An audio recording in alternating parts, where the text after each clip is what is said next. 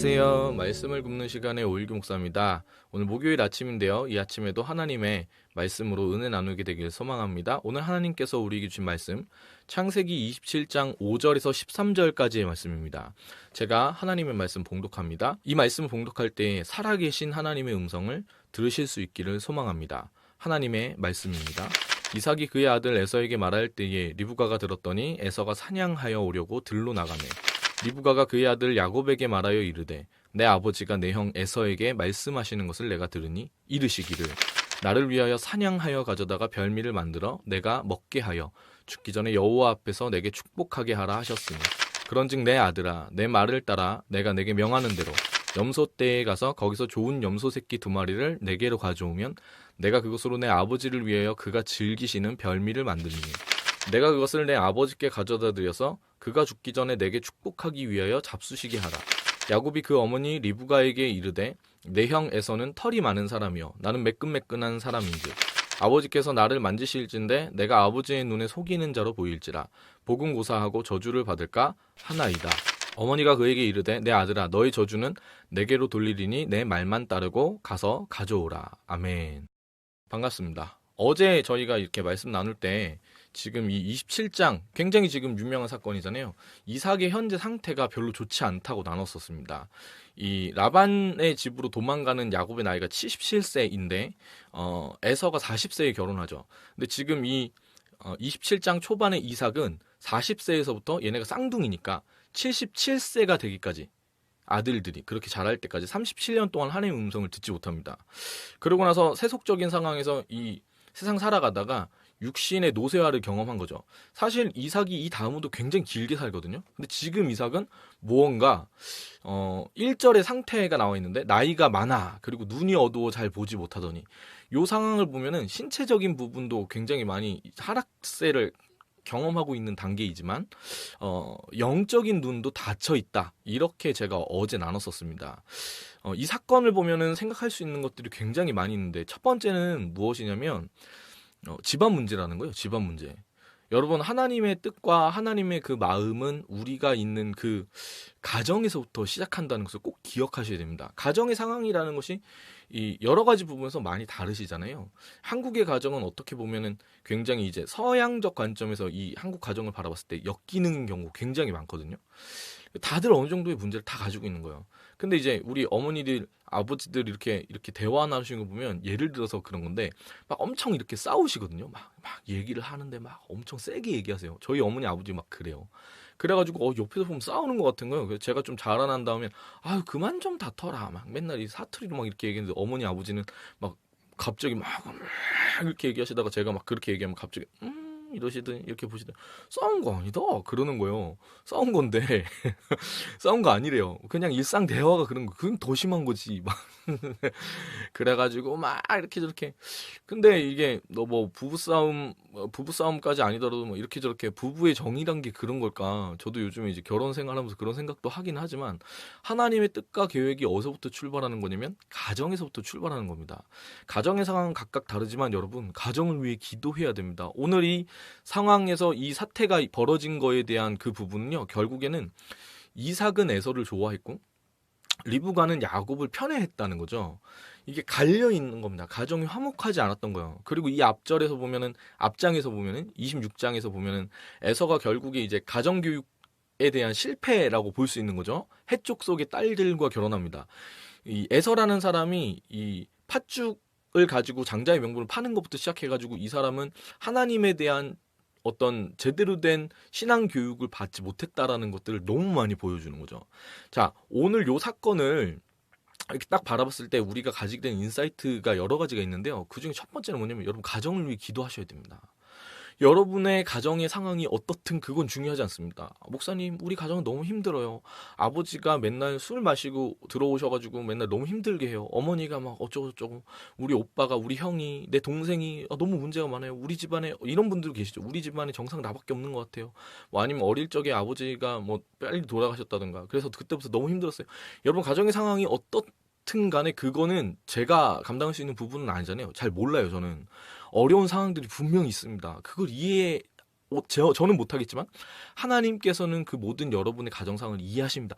그럼에도 불구하고 여러분에게 부탁하시는 것이 있습니다. 하나님께서. 그럼 뭐냐면 여러분 가정을 위해서 하나님의 마음을 품어서 기도하라고 주님이 부탁하십니다. 예. 그 여러분이 그 가정을 지키는 마지막 보루 같은 사람들이 되셔야 됩니다. 그래서 여러분의 가정이 지금 화목하건 문제가 있건 어떤 모양이건 간에 여러분 가정을 위해서 계속 끊임없이 중보하고 기도하셔야 됩니다. 거기서부터 시작되는 거죠. 여러분의 가정을 책임지지 못하고 나서 여러분 부모님을 뭐 어떤 형태건 간에 왜 부모님 미워할 수도 있는 거잖아요. 그 부모님을 용서하고 사랑한다는 그 믿음의 그 고백을 하지 못하고서 바깥에 나가서 여러분들이 어떤 삶에 있어서 누군가를 사랑하고 축복하고 그 별로 좋은 그림이 아니에요. 가정에서부터 반드시 시작하셔야 됩니다. 예, 가정에서부터 여러분 부모님과 여러분 형제 자매에서부터 시작하셔야 됩니다. 하나님께서 여러분 가정을 여러분에게 맡기신 거예요. 그걸 꼭 기억해 주셔야 됩니다. 아시겠죠? 자, 아무튼 여기 이제 가정에 대한 부분 이게 참 어그러진 부분들을 오늘 본문에서 많이 보게 되는 건데요. 근데 참 재미난 건 뭐냐면 이 4명의 캐릭터들이 다 독특합니다. 에서는 사실은 그냥 너무 세속적인 사람이에요. 그쵸? 그냥 팥죽 하나에 하나님을 경홀히 여기는 사람입니다. 예. 얘가 나중에 가가지고 이삭에게 축복해달라고 했을 때도 결국에 바랬던 거는 뭐냐면 세속적인 복을 바래가지고 축복해달라고 쪼르는 거거든요. 얘는 하나님의 그 나라에 대한 하나님의 섭리와 하나님의 계획과 축복에 대한 부분에 무지한 사람이에요. 하늘의 것에 대해서 생각이 없는 사람인 거죠. 예. 지금 이삭은 제가 어제 나눴지만 정상적인 상태가 아닙니다. 원래는 다 같이 불러가지고 이렇게 그 축복한다고 했잖아요. 그랬으면은 이런 일이 안 벌어졌을 거예요. 근데 얘가 지극히 지금 자기 개인적인 어떤 바램, 오히려 어떤 면에서 보면은 이 축복보다는 자기가 별미를 먹고 싶다라는 것 때문에 얘한테 그걸 얘기하는 건가 이 생각이 들 정도로 지금 제정신이 약간 아닌 거예요. 그리고 지금 아마도 이걸 보면은 그 약간 자기 신체적인 부분에 지금 어려움이 있어가지고 힘들어했던 것 같아요. 예. 그리고 여기 보면은 뭐라고 얘기하냐면 제가 어제 나눴는데 나를 위하여라는 단어를 사용하죠. 그냥 하나님 뜻대로 살아가야 되는데 얘가 지금 이제 좀 약간 그렇게 눈이 멀어진 상태. 육신의 눈이 멀었지만 영적인 눈도 멀어진 상태입니다. 이삭이 그렇다는 거예요. 예. 리브가는 어떤 면에서 보면은 하나님의 섭리에 대해서 이 사람을 깨우쳤다라고 볼 수도 있습니다. 왜냐하면 자기 장자가 아니라 차남인 야곱을 통해서 하나님의 그 섭리가 이어진다는 것을 이 사람은 알고 있었을 수도 있어요. 그래가지고 지금 오늘 여기서 그 방법을 쓰는 거거든요. 예. 근데 생각해 보세요. 결국에는 속이는 거잖아요. 지금 야곱이 이렇게 얘가 머리가 이렇게 파닥파닥 잘 돌아가는데 얘가 아무리 생각해도 아버지한테 축복받는 부분에 있어서 자기가 어떻게 이거를 속이기가 어려운 거예요. 그래가지고 뭐라고 얘기했냐면 나중에 뒤에 부분에 보면은 우리가 읽은 건데 어머니 리브가에게 뭐라 그러냐면 형은 털이 많고 나는 매끈매끈한 사람이다. 걸리면 아버지한테 뒤진다. 이거 난 감당 못하겠다. 이렇게 얘기하는데 리브가가 내가 다 책임질 거라고. 내가 책임진다고. 너 내가 하라는 대로 해라고. 아버지가 만약에 전주하면 나한테 돌리라고. 이게 자식을 굉장히 사랑하다 보니까 이게 뭐가 된 거냐면 그 원래의 목적지는 올바른 거예요. 하나님께서는 에서가 아니라 야곱을 축복하기 원하셨으니까. 근데 그 과정이 올바르지 않죠. 과정이 올바르지 않은 거예요. 그러니까 리브가가 지금 실수한 거죠. 어떻게 보면. 야곱이라는 사람은요. 이름 뜻부터 얘는 사실은 사기꾼을 타고난 사람이에요. 사기꾼. 이 부분에 있어서 야곱이 어머니에게 그 말을 들었지만 사실은 야곱이 난 하나님 앞에서 그렇게 할 수 없다. 하나님께서 온전히 뜻하시는 바대로 행하시게끔 나는 가만히 있을 거다. 그랬으면은 그래도 하나님께서 야곱을 향해서 하나님의 뜻을 이루셨을 거라고 저는 보거든요. 그게 성경에서 얘기하고 있는 흐름이에요. 근데 야곱이 굳이 어머니가 얘기한 그 부분 딱 들었을 때 옳다쿠나 생각했던 거죠. 야곱이 그 태생에서부터 이제 이렇게 사기꾼의 그 기질을 타고 나서 이렇게 나오는데 나중에 그 라반을 만나가지고 왜 그런 설교 많이 들어보셨죠? 뛰는 자 위에 나는 놈 있다. 뛰는 놈 위에 나는 놈 있어가지고 그게 걸려가지고 삼촌한테 완전 제대로 사기당하는. 예. 근데 여러분 이게 이 네 사람의 캐릭터거든요. 지금 하나같이 온전하지 않아요. 하나님의 택하신 어떤 가정인데도 한 사람 한 사람이 다 온전하지 않아요. 근데 지금 요 그림이 어떤 그림이냐면요. 여러분 우리가 살아가고 있는 세상입니다. 이게 우리가 살아가고 있는 삶의 모양 아닙니까? 여러분, 이것이 단순히 우리가 살아가는 동안에 만나게 된 사람들의 모양이기도 하지만요. 여러분, 이것이 우리의 삶의 모양이기도 합니다. 우리가 하나님을 믿죠. 우리가 예수님을 믿습니다. 근데 우리가 리브가처럼요. 이 방향성이 옳다고 해가지고 과정에서 실수를 하는 사람들이에요.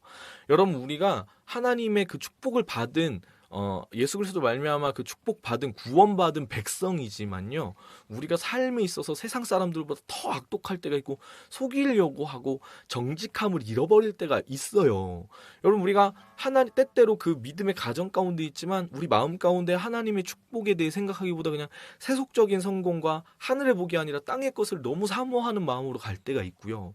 여러분 우리가 때때로 삶을 살아가다가 이삭처럼 힘들고 어려운 상황이 있을 때 의기소침하고 너무 나약해져가지고 하나님의 그 뜻 가운데에 하나님 못 바라보고 그냥 믿음의 눈을 다 멀어버린 상태에서 살아갈 수도 있는 게 우리예요.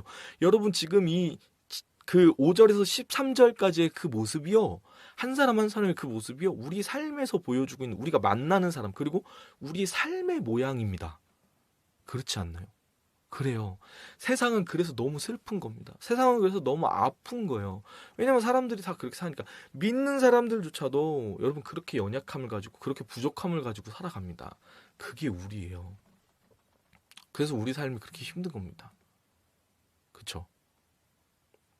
그런데 여러분 우리의 그 모습이 그런데 오늘 요 모습을 보면은 사실 이삭도 실수한 거죠. 장자에게 축복을 하려고 하는 그 이삭도 실수한 거고 리브가도 사실 올바른 방법은 아니었던 거고 에서는 너무 무지했던 거고 야곱도 사실은 올바른 방법으로 하나님의 것을 취하지 않습니다. 그래서 우리가 그런 성향이 있기 때문에 야곱을 하나님 선택하셨을 때 그렇게 연단하시는 거예요. 계속 라반의 집에 가가지고 막 사기 당하게 하고 막 그 환도뼈 쳐가지고 이렇게 막 그 자기 형에게 돌아갈 때 이게 결국에는 다시 이제 라반 집에서 도망 나와가지고 이렇게 돌아갈 때 자기 형과 대면하게 되는 상황에서 이제 목숨이 경각에 달린 그 상황을 마주치게 되는 그걸로 이어지는 거거든요. 그게 하나가 다 뭐냐면 하나님께서 하나님의 사람으로 연단하기 위한 과정이거든요. 그래서 연단이 필요한 거예요, 여러분. 우리 삶에 고난과 어려움이 있을 때 막 불평불만을 많이 하거든요. 근데 사실은 하나하나가 다 하나님께서 우리를 빚어가시는 어떤 그런 도구일 수 있어요. 예. 근데 그 가운데서 기억해야 되는 거는요. 우리의 삶이 그래서 슬프고 우리의 삶이 그래서 어렵고 그래서 우리의 삶이 힘들지만 여러분 기억하셔야 됩니다. 오늘 이 가정은 온전한 가정의 모양은 사실 아니라고 말씀드릴 수 있을 것 같아요. 그럼에도 불구하고 이들의 실수, 이들의 착각, 그리고 이들의 연약함에도 불구하고 하나님께서는 하나님의 그 약속과 하나님의 그 일을 신실하게 이루십니다. 네. 신실하게 이루세요. 그러니까 어떤 면에서 보면 이들의 실수와 그 모든 것들 가운데서도 하나님의 그 계획은 틀어지지 않았고요. 이들의 실수와 연약함에도 불구하고 하나님이 그것들을 용납해 주시고 용서해 주시고 품어 주셔가지고 하나님의 그 섭리 가운데에 하나님의 뜻이 이루어질 수 있게끔 인도하신 것이죠. 예, 어떤 의미인지 아시겠어요?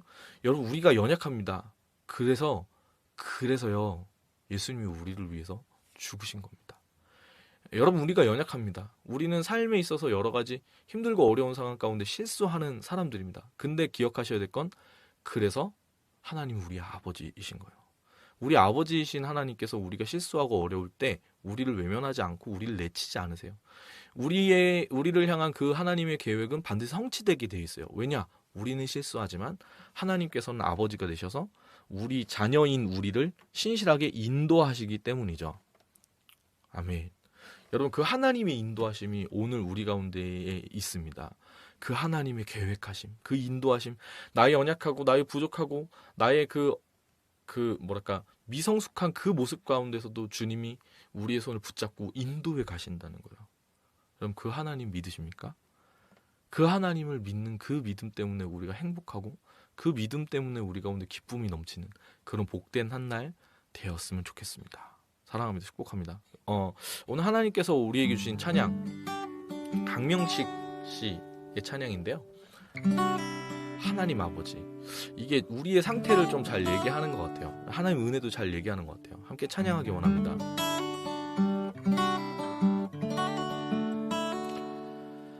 하나님 제겐 참 두려운 게 많습니다. 잘 모르는 것도 너무 많습니다.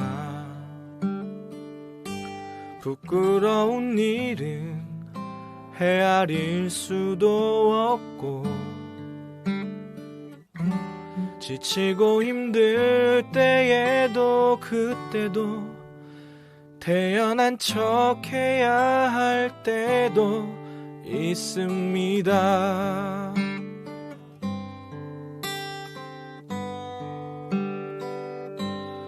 그래도 하나님 아버지, 하나님을 아버지라 부를 수 있어서 난 참 좋습니다. 오 나의 하나님 아버지, 하나님을 아버지라 부를 수 있어서 난 참 다행입니다. 그래도 하나님 아버지, 하나님을 아버지라 부를 수 있어서 난 참 좋습니다. 오 나의 하나님 아버지, 하나님을 아버지라 부를 수 있어서 난 참 다행입니다. 오 나의 하나님, 오 나의 하나님 아버지, 하나님을 아버지라 부를 수 있어서 난 참 다행입니다. 오 나의 하나님 아버지, 하나님을 아버지라 부를 수 있어서 난 참 좋습니다. 하나님 책엔 참 두려운 게 많습니다. 잘 모르는 것도 너무 많습니다. 부끄러운 일은 헤아릴 수도 없고 지치고 힘들 때에도 그때도 의연한 척 해야 할 때도 많습니다. 주님이 우리 아버지이셔서 감사합니다. 이 부족하고 연약한 우리들 하나님, 우리가 앞에 찬양한 것처럼 두렵고 떨리는 그때에도 주님, 그 마음 감추려고 그렇게 애써서 살아가는 우리 가운데에 하나님이 우리 아버지셔서 그 우리를 품어주셔서 세상 가운데에 어느 곳에서도 위로를 받을 수 없던 우리 가운데에 참된 소망과 위로가 되어주셔서 감사합니다. 하나님, 오늘도 우리가 그 하나님 아버지와 한날 복되게 동행하는 그런 한날 될 수 있도록 우리 가운데 힘주시고 우리의 손 붙잡아 주시옵소서. 주님을 찬양합니다. 감사드리며 예수님의 이름으로 기도합니다. 아멘. 네, 사랑합니다. 축복합니다.